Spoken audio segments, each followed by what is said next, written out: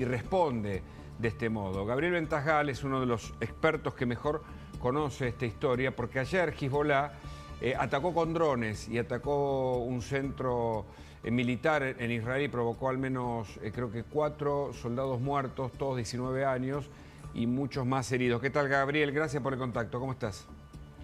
¿Qué tal? Un placer nuevamente. Mira, efectivamente estaban en una base militar cenando. O sea que eso explica la cantidad de heridos porque estaban muchas personas juntas. El gran problema acá es cómo los servicios de inteligencia los radares no captaron que había entrado al terreno. Porque sí derribaron otro en el camino. Y ahora se están rompiendo la cabeza aquí intentando ver qué tipo de dron disparó.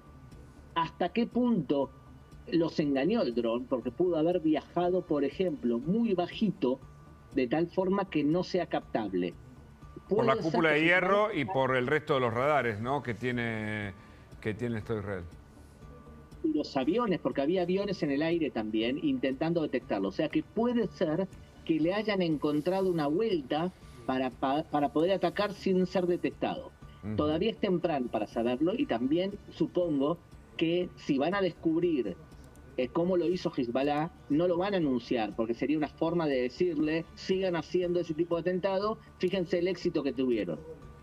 Bueno, para explicar que esto ocupa no solo al Estado de Israel, sino todo Occidente, Hezbollah fueron los autores materiales de los atentados de la AMI y de la Embajada de Israel, brazos ejecutores del régimen iraní que sustenta esta organización terrorista, entre otras, que en este caso, pese a que fue devastada por el Estado de Israel en los últimos días, sigue mostrando que tiene respuestas y ataca en este caso. ¿Qué es lo que puede ocurrir en los próximos días, incluso tras los cientos de misiles que disparó Irán no hace muchos días atrás?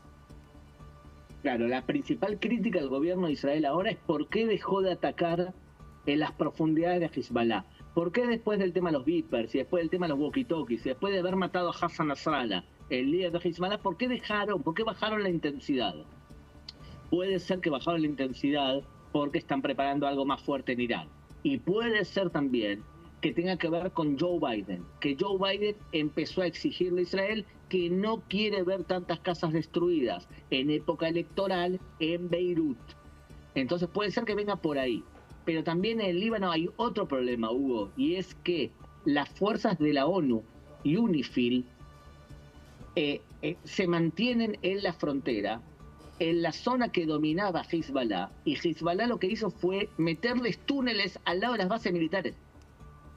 Entonces el gobierno de Israel le dijo en las últimas horas, váyanse porque ustedes están siendo utilizados como escudos humanos por Hezbollah. Y claro, la ONU le responde, nuestra misión y obligación es quedarnos a separar las fuerzas y a proteger que no haya una destrucción total. En el camino, heridos de la ONU, y eso ha provocado una crisis diplomática por esta misma razón. Recordemos que es clave la elección del principio de noviembre de los Estados Unidos, porque no solo por el actor de la ONU que bien está describiendo Gabriel cómo juega aquí, sino porque la mirada demócrata es bien distinta a la mirada republicana sobre lo que pasa en Medio Oriente.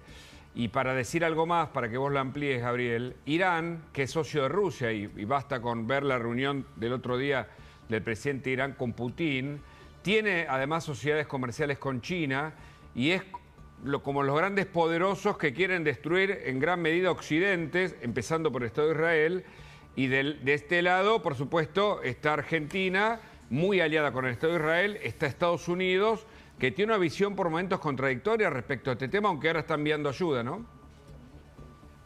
Mira, te lo voy a dividir de la siguiente forma. Barack Obama, que es el ideólogo detrás de los demócratas, él creía que a Irán había que arroparlo, que había que meterlo en la comunidad internacional, quitarle las sanciones, así se iba a moderar.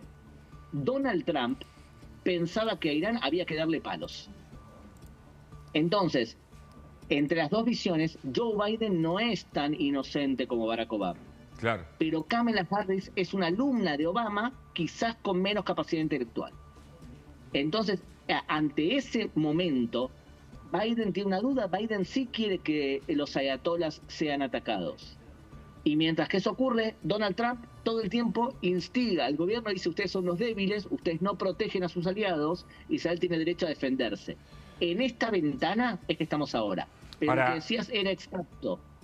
Huguito, lo que tú decías era exacto, porque Irán le vende, para saltearse las sanciones, le vende petróleo a China a través de un montón de bancos que son chiquitos y que no les molesta que los sancionen, y además saca la gasolina y la mete en barcos piratas con otras banderas y se los llevan a China.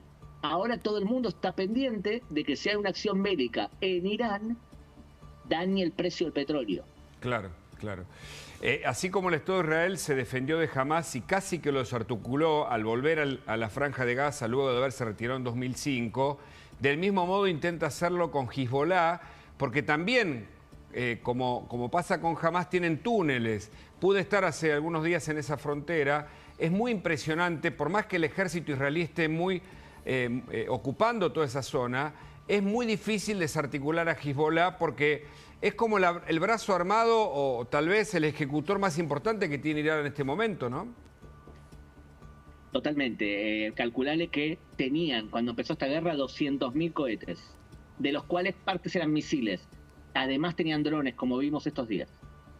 Tenían 100.000 soldados, de los cuales 53.000 eran fijos. Muchos de ellos murieron, fueron descabezados últimamente. Y además tenían, Hugo, 3.000 kilómetros de túneles. Vos entraste a los túneles que el ejército te permitió, porque para no ponerte en peligro a vos, pero a túneles que entraban adentro de Israel, que fueron planificados para hacer algo parecido al 7 de octubre. O sea, te estaban protegiendo, pero vos te diste cuenta de la cantidad de cemento que le metieron ahí adentro para No, hacer ese túnel. Es impresionante. Son 500.000 dólares por kilómetro del túnel que viste. Ahora, ¿sabés quiénes fueron los constructores de ese túnel? ¿Los ingenieros? Corea del Norte. Qué bárbaro, ¿no? Corea del Norte es el gran constructor y, entre otras cosas, les pagaron con drogas. Es impresionante, Gabriel. Y hay que explicar una y otra vez lo que se está jugando la humanidad frente a esta guerra en Medio Oriente. Te agradecemos mucho el contacto. Como siempre, allá es ya de madrugada. Hay 6 horas de diferencia. Un gran abrazo, Gabriel. Hasta la próxima. Chao, querido. Gracias. Hasta luego.